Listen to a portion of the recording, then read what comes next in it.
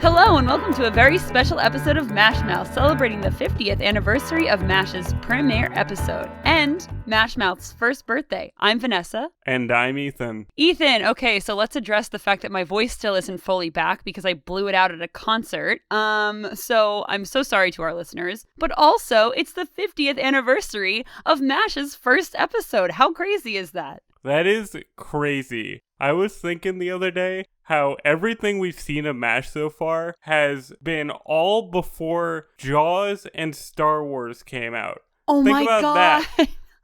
Oh my We've gosh, been I watching- never even thought about that. Isn't that a weird way to keep track of time? We're watching things that happened before such landmark things like Star Wars and Jaws. America did not know the meaning of a blockbuster yet. That is crazy. I literally that thought never even crossed my mind. Wow, that's insane. Mm-hmm. My mind is literally blown right now. That's so crazy. And to make things weirder is the show started 5 years before Star Wars' premiere in 1977. And the show ended the year that Return of the Jedi came out. Isn't that crazy? That's weird. That's some weird Inception meta stuff going on there. That's crazy. I thought of that a while ago, and I've been trying to figure out how to bring it up into an episode since. And talking about the 50th anniversary of MASH, to put that into context of what 50 years actually means, it felt like the perfect time. Yeah, that's truly crazy. I love the fact that we're still talking about MASH today. And Ethan, you said that your grandmother had sent you an article about MASH. So do you want to tell us a little bit about that? Yes. So a while ago, my grandmother lives in a completely different state than I do, but we do occasionally talk on the phone. And a while ago, I told her that I was doing this podcast with you. We're doing a MASH podcast. And she was like, "Oh, that's great. Your grandfather loved MASH. There's a lot of meat on that bone to actually talk about," which is true. It's a show with a lot that you could discuss, as we've discovered over our year of doing this show. And the other day she sent me mail with one thing that was actually important, and a newspaper clipping about MASH's 50th anniversary with a small interview from Alan Alda. It was fun to read. I won't go into big details because it's just a newspaper article. It's not super interesting, but the section with Alan Alda I thought was very cool, where he says yeah, we talk to each other a lot, the remaining cast members. They email each other, and apparently pre-pandemic they all tried to get dinner with each other once a year. So that's Aww. So fun. That's so sweet. I love the fact that the cast still keeps in touch and is still close with each other.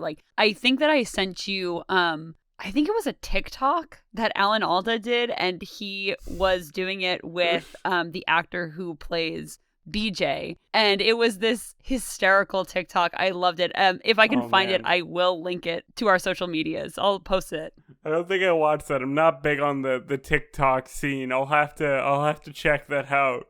It was great. Also, speaking of something that's a little bit more, I guess, grounded in reality, my mom and my sister recently went to Washington, D.C. for a week-long trip that they were doing. And they went to a lot of museums, and they went to the Korean War Memorial Museum. And they sent me pictures, and the pictures were absolutely amazing. And they brought me back this poster from the museum that is actually going to be hanging where I record for MASHmouth. So it's this really cool, beautiful museum. And the poster is just so nice. And yeah, I love the fact that I can have this constant reminder that this show that I love so much, it was grounded in reality. This really happened. And yeah, I love history. No, that's great. I love that.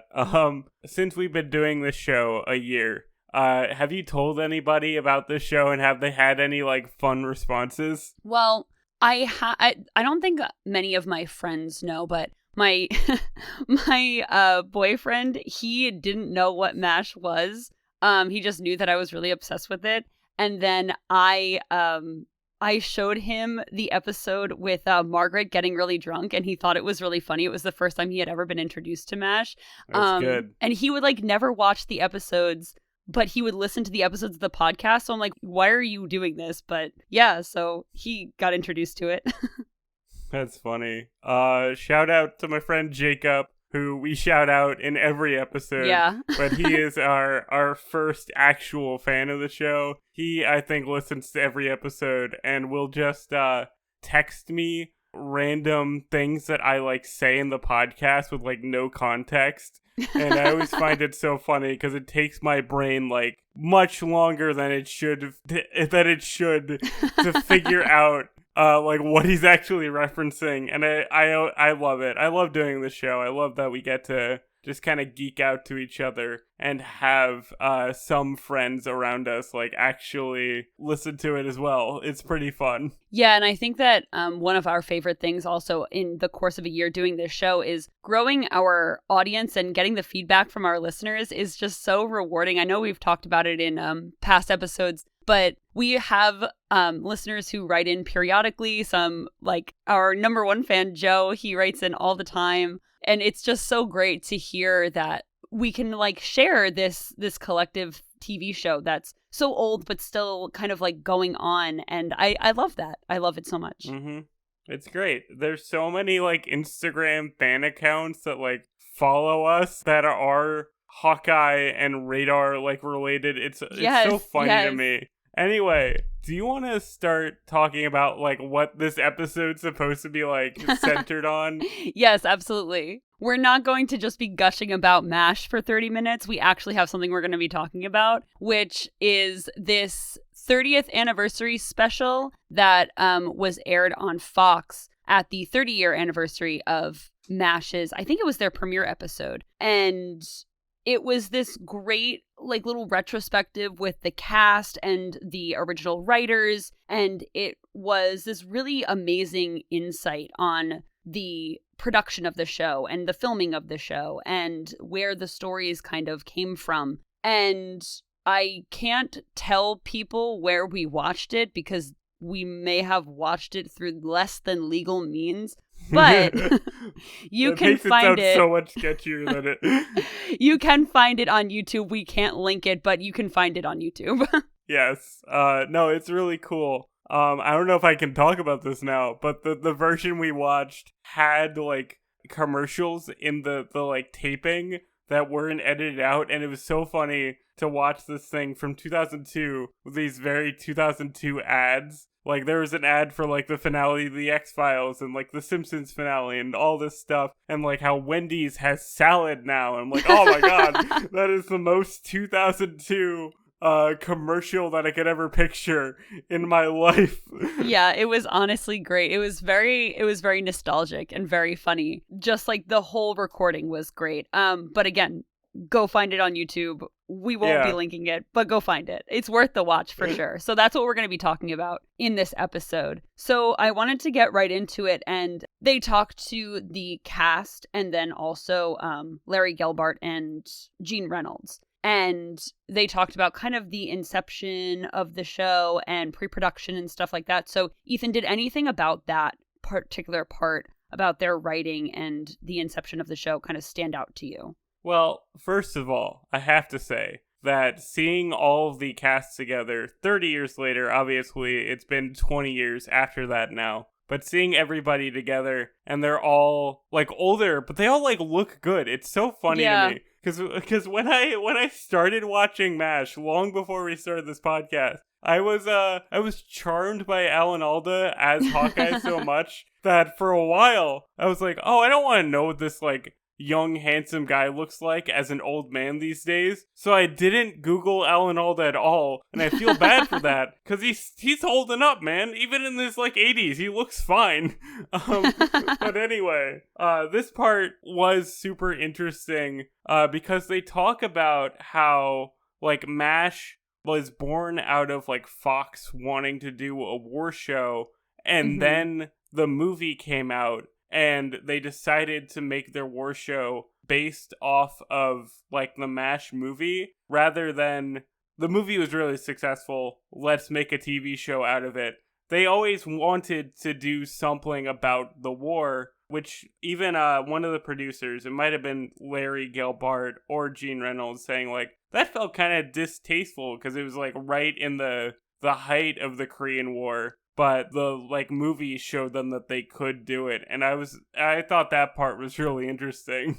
Yeah, I thought that it was really cool that they had said the best thing that they inherited from the movie was the characters. And I think that that really holds true because these characters were these like touchstones in the book and the movie and stuff like that. And they kind of came to life and like became their full characters from this show. And I think that the character-driven aspect of the show makes it so good, as well as the storylines, of course, which we'll get into a little bit later.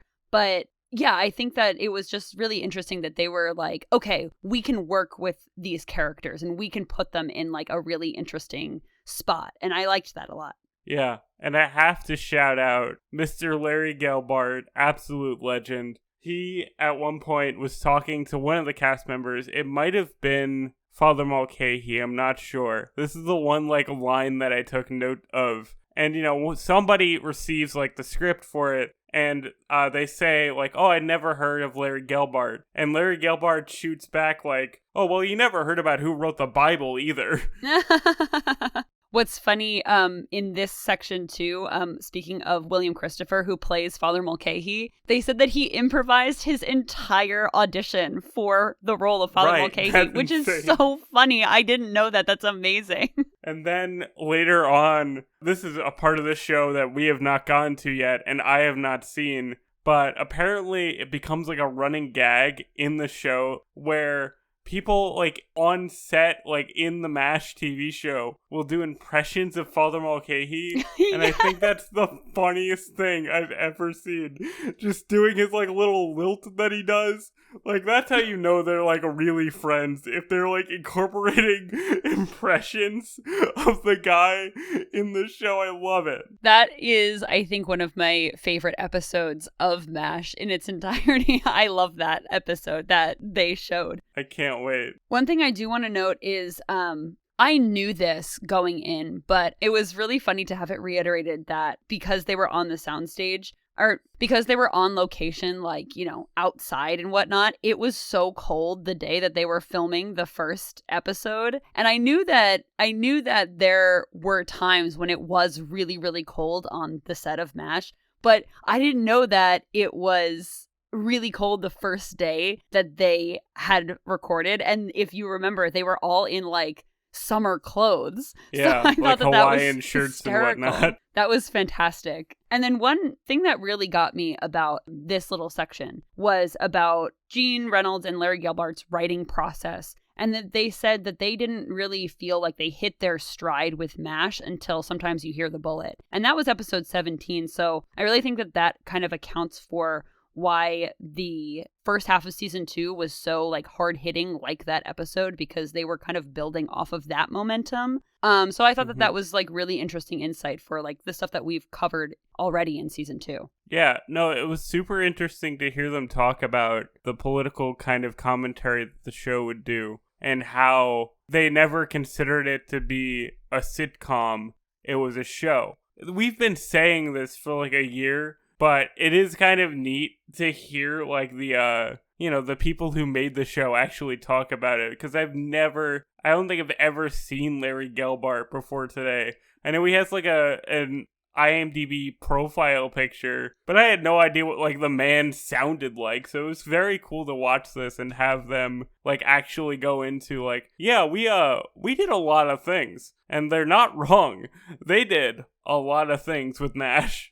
Yeah, absolutely. It's a quote a little bit later on. I forget who said it, but they said, we never considered it a sitcom. It was always just MASH. And I thought that was just such a perfect encapsulation of the show. Like, It is funny, but it's not this sitcom that you would think of as like a normal sitcom. It's just so uniquely MASH that I loved that. I loved that so much. And they do talk about how, like, when they were writing the first season, apparently they got a bunch of, like, freelance writers to, like, write episodes, and the scripts that they would send in were, like, your standard, like, wacky shenanigans on a military base kind of gags, and they're like, oh, we're not doing that, which I love, how they already kind of knew what they wanted to be when they're like in the earliest stages of like writing this whole thing. But moving on from that, I want to talk a little bit about the kind of like character retrospective that they've done, because it made me realize that we're still so early on in the show. Yeah. I have literally never seen an episode with BJ in my life, so I had no idea who like half of these people were. And it's so funny with Trapper / BJ, how they go into that relationship.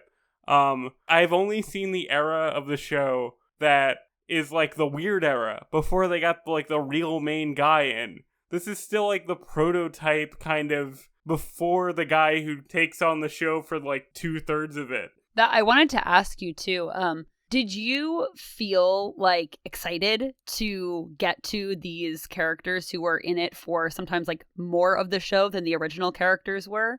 Yes, I do want to know like who BJ is. He seems like an interesting guy. Like the guy who played him, forgive me, I don't know his name, was talking about how meaningful the role is to him. And he's like, yeah, to this day, there's still a little part of me that is BJ. And that's so interesting to me that it's like such an important like part of his life that like he's not the replacement. He's like the guy. He becomes a real main character in a way that like a lot of these like, well, we have to sub in the actor who left don't tend to get to do. So I'm so interested to see all of these like continuing roles. Like even I don't know who Colonel Potter is. I have no idea who that man is. I'm excited to see episodes with him. We had my man who voiced Jumba in Lilo and Stitch. I forget his name. David Augenstairs. Yes, I'm excited to see him. We have a bright future ahead of us. It kind of reinvigorated me to continue this show because I really just want to see how the show changes over time. Yeah, and one thing I wanted to note from this section where they talk about the characters, and we'll get into like what they said about the characters that we have actually met in a minute, but I thought it was really interesting that the ratings kind of dropped off and then they came back up both times that new characters were introduced. So I thought it was like a really sweet story that David Augenstairs had said about Mike Farrell, who plays BJ. He said that he was so worried that the ratings were tanking because he was on the show. He's like, I don't want to be the reason that MASH gets canceled. And Mike Farrell was like, don't worry, it happened with me too. Like, they'll come back to us because they'll realize that we are the best out there. And I love that because it went on for several more seasons after he took over. And yeah, I can't wait to get to those episodes. And I think that you'll really, really enjoy them as well. Yeah, it's so interesting because obviously other shows have had like main characters leave and have stuff like shaken up before.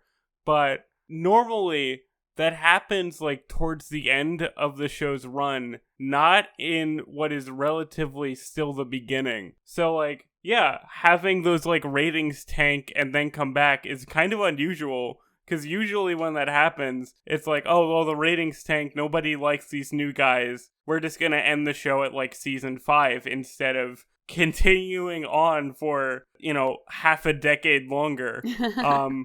And you've always said that you like the show more when BJ shows up. Mm-hmm. And I'm just like, I want to know how that is because I love Trapper so much that like not seeing Trapper and Henry is going to be such a jarring shift for me that it's going to be so much fun to talk about. Because I'm going to actually get to explore these characters for the first time like people did in the 1970s.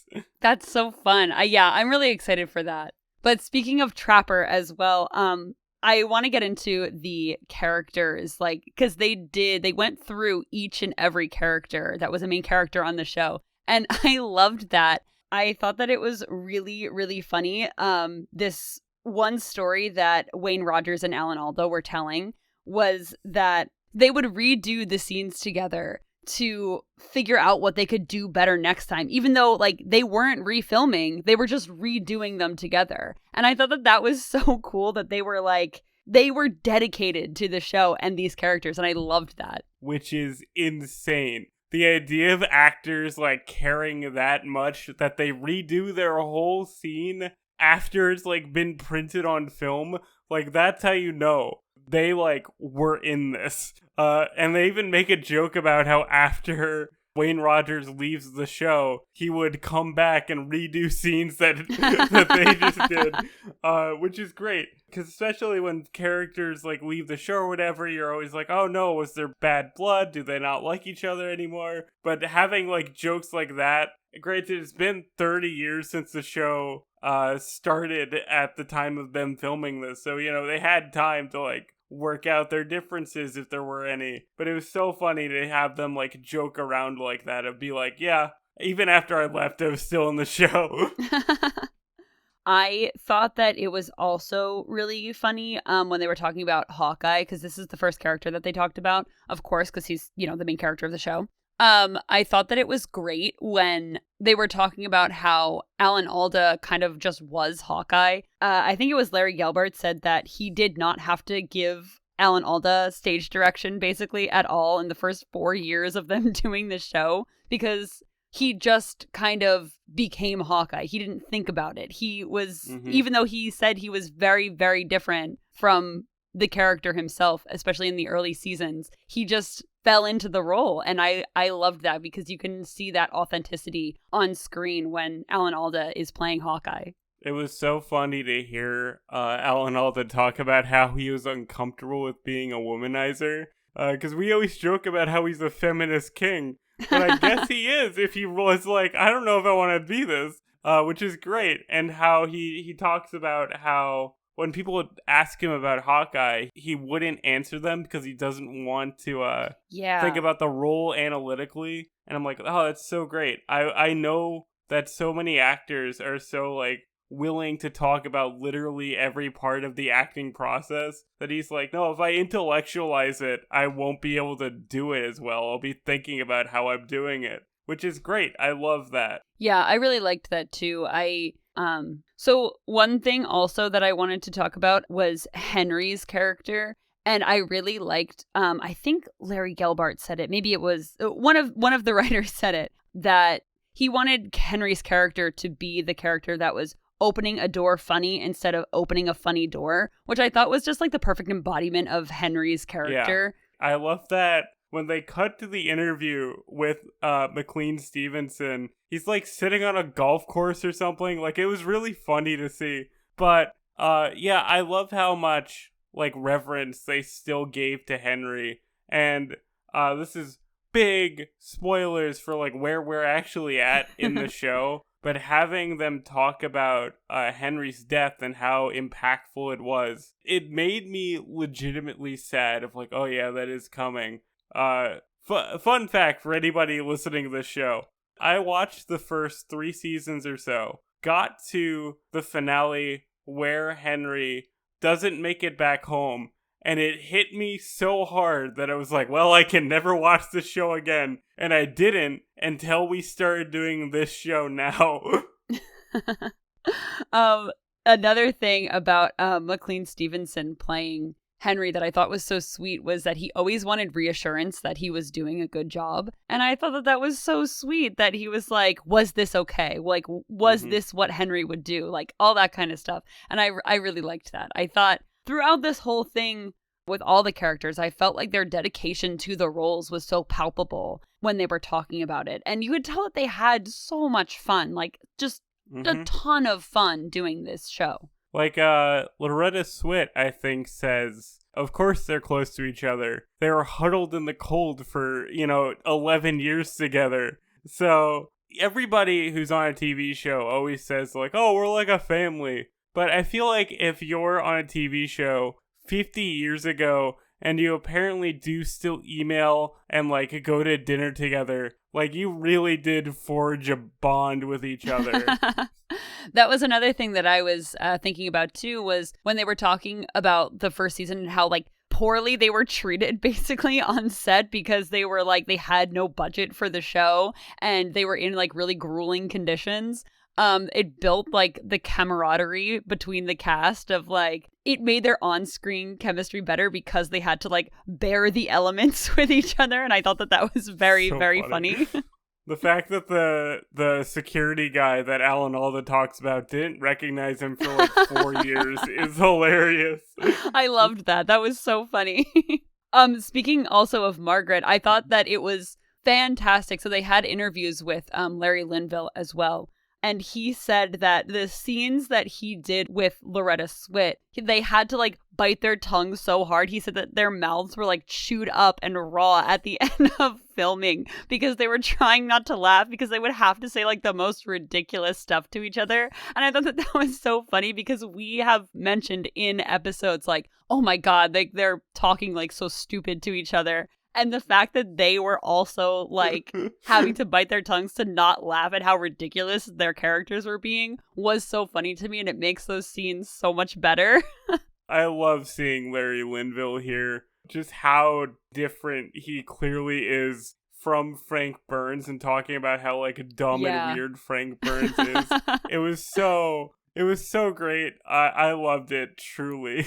This is a really fun special. I'm not gonna lie. It's definitely worth watching. I had so much fun watching this special. And with Frank, everybody said about Larry Linville that he was the complete opposite of Frank, which I thought was great. And you brought this up recently in an episode that people would ask Larry Linville why Frank didn't get better, and he's like, well, he couldn't be better. That would just make him Hawkeye. And I thought, I like that Larry Linville just like knew that he had to play this like snotty guy, and that's what he did, and he did it so graciously. And the writers were like, we're shortchanging Larry Linville because he's such an asshole in this show, but he does it so well. I loved hearing like everybody talk. Even Gary Berghoff was talking about how when he did the movie, he didn't know how to do like ESP, how to like hear the helicopters. And he was like, oh, well, if he's short-sighted, he'll develop super hearing. So that's why he wears glasses. I never thought of that. Like, oh, well, he's a bat, so he has sonar radar, sonar hearing. That was really funny. I also liked how Gary Berghoff was like, yeah, I chose all the costume. Like, he was a big part of the costume design for Radar, too, because, like, he wanted him to have this specific look because that's how he played him. And I thought that was really, really interesting.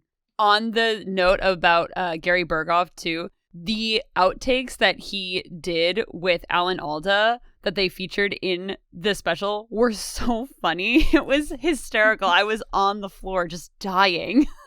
Yeah, because there's a whole bit about how he had to take his pants off, and he just, like, couldn't do it. He kept looking over at Alan Alda, trying to give his line, and just bursting into laughter for, like, a full day. And I would do that. If I was on set and had to be, like, comedically naked, I would not be able to handle myself.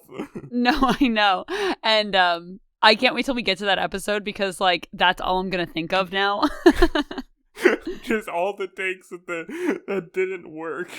One thing I also really liked about the interview with Loretta Swit and about Margaret was that Loretta Swit played her like so self-aware too, that like all the aspects of Margaret's character that I really like about how the army was her life and how she was really trying to like live up to the expectations of her father and stuff like that.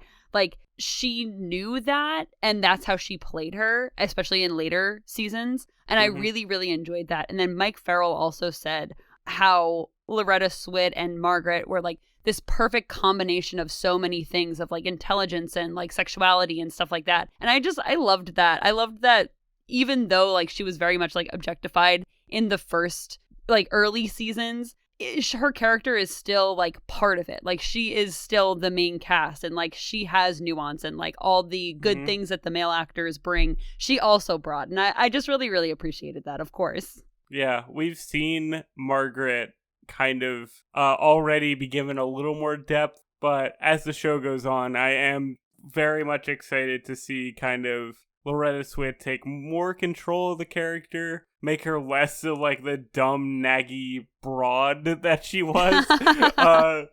So very excited for that. Do you want to move on from this though and start talking about something a little more serious? Because They do interview several people who like worked in real life MASH units, and I thought that was really interesting. What did you think of it? I really liked this section of the special because you got the sense that the writers just had to do so much research for these episodes, and that I think Larry Gelbart and Gene Reynolds, they went to Korea where there was still American units while they were writing the show, and they brought back just like tons of transcripts, and a lot of just like the pieces of the transcripts turned into whole episodes or like lines into episodes or just pieces of episodes. And I thought that that was so amazing. And one particular story stuck out to me so much. There was a MASH unit nurse, Carmela Hicks, and she said that she had pictures of her time in Korea of the MASH unit,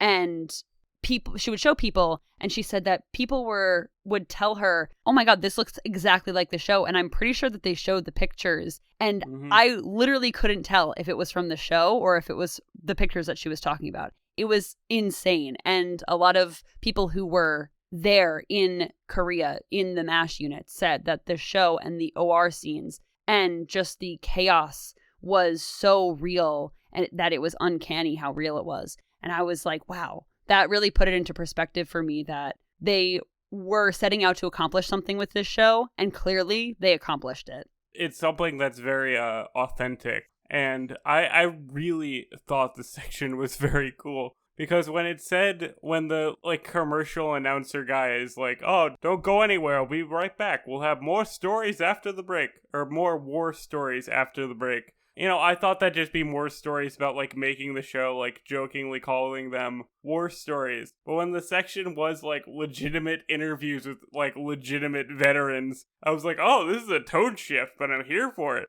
But yeah, it was so interesting to hear them talk about the show being more authentic than something like this would be, that it kind of portrayed something real and kind of gave legitimate catharsis to people who had experience of this. I think it was Alan Alda, or maybe a guy who played Trapper, talked about how, you know, you always get fan mail saying like, oh, I love the show, it's so funny, blah, blah, blah. But they would get fan mail saying like, hey, I love this show means a lot to me, like what you did in this comedy program was so like meaningful for me to see this experience like on screen. That's so cool to hear. Yeah, absolutely. And I think that there was a field medic in the Korean War. His name is Harold Selly. And he said that MASH really enabled people back home to understand what the medical staff was going through. And I loved that. And like I said, I think that they were trying to do that, and they clearly were able to do it. One thing from this segment that I thought was actually like it was really funny because of like our discussion on it previously, but there was the unexploded shell inside of the patient. Right, I was going to bring this up. That was real. I was so blown away by this. Like, obviously, like very serious, very scary that it was a real situation. But I was laughing because we were so sure that this was like completely fake, and how could they do this and stuff like that. And I thought that it was so interesting that the man who was talking about it, his name was Eric Larson, and he was a surgeon. And it was so much like the episode, like his friend of the unit and also their commanding officer scrubbed up, and they did the surgery where they took out the unexploded shell from the soldier in an isolated part of the camp and stuff like that. And that was so true to like real life and the episode. And it was just amazing to hear. Okay. So I kind of forget this because it's been a while since we recorded that episode, but in our defense of it being like weird, of that like moment feeling strange, in real life I think it was like more of like an actual like wound in like the torso where this bomb like was, but in the show it was kind of insinuated to be like in his like lower back, and we were like confused of how that like happened like process wise, not really that the grenade was stuck in him. I don't think either of us were like, grenades can't get stuck in people. But no, we yeah. were. We were not Okay. to blow the cover off of your off of your defense of us, but we were like, do grenades really get stuck in people, or do like unexploded shells get stuck in people? And we were like, I don't know about that, but apparently they do. And apparently, according to this man's story, apparently it was somewhat of a common occurrence, which is absolutely so insane and so scary to think about. Like, this just put so much perspective of like really what the medical staff was going through and having to save these lives. And like, as much as MASH is like reality, and we enjoy the show for its fictitious aspects and, you know, its commentary and stuff like that, this kind of opened my eyes so much of like, wow, like put it back into perspective of like, these were like real people doing these real things, and I loved it. So do you have anything else that really like stands out to you about this part? Not really. We've kind of covered it. I wanted to talk about the grenade thing, but then you brought that up. And then, well, I'm like, okay, oops, feel bad about that one. But after this, they talk about their favorite episodes. And this covered a lot of stuff that I haven't seen ever. Like more conceptual stuff that they do later on in the show. Like, apparently they do an episode that's entirely from the POV of, like, a guy in the hospital table. And I'm like, that sounds insane. Like, if you did that today, that would still be insane. The fact that they did that in, like, the 1980s at the latest is, like, crazy to me. And I can't wait to get to that episode. Did any of these episode discussions kind of stick out to you as someone more familiar with the long run of the show?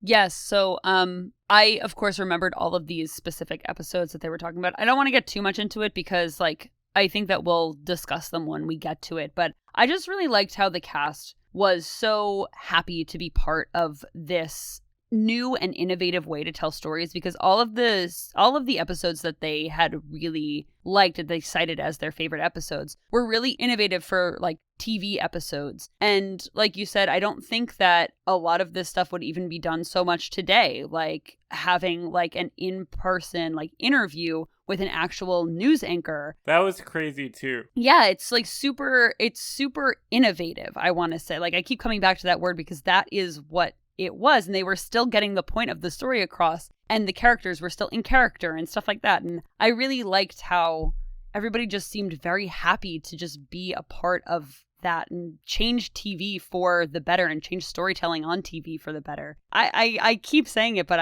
I love this special so much.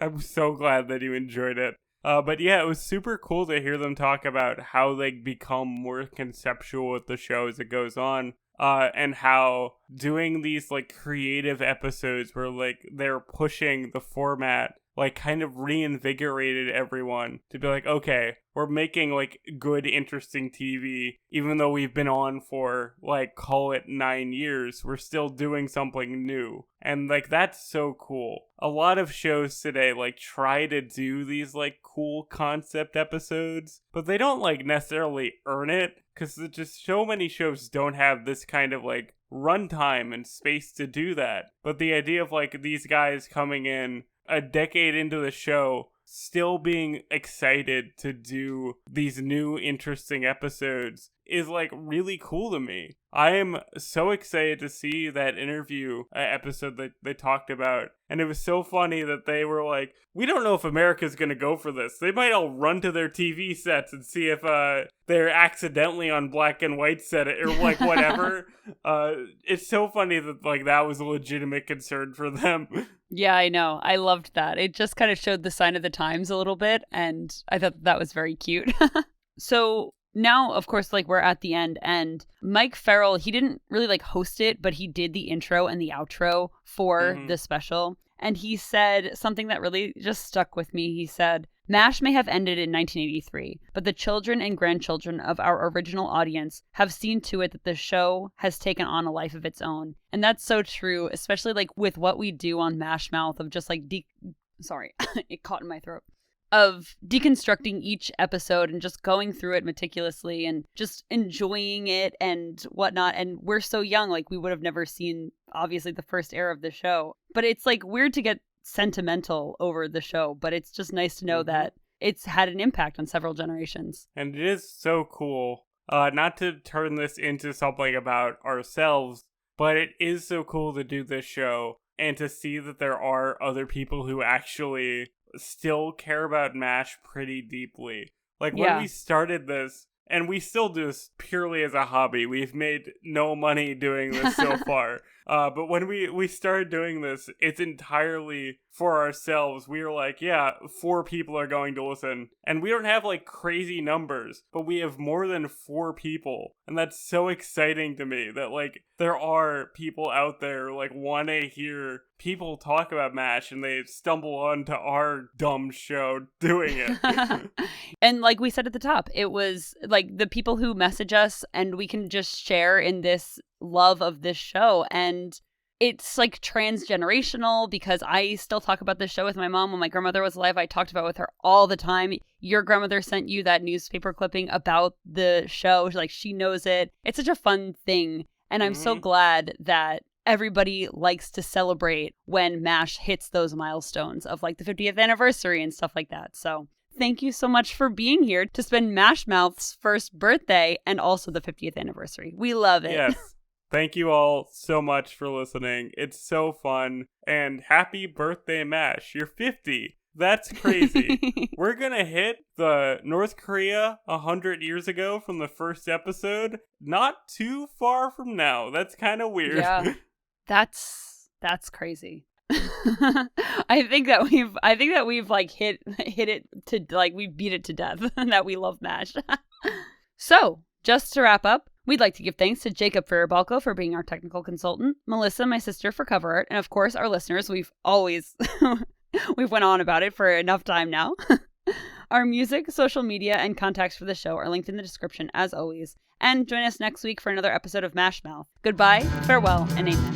Bye, everyone.